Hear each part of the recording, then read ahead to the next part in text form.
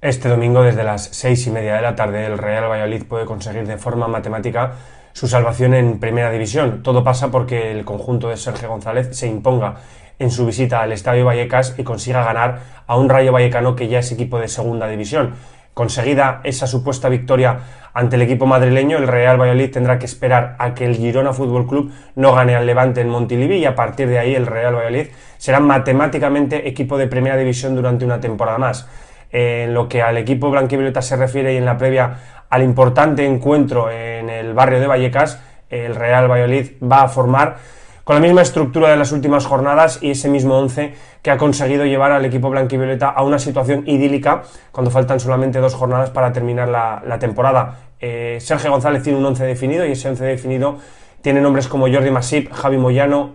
Kiko Olivas, Fernando Calero y Nacho Martínez en defensa. A partir de ahí el centro del campo será el formado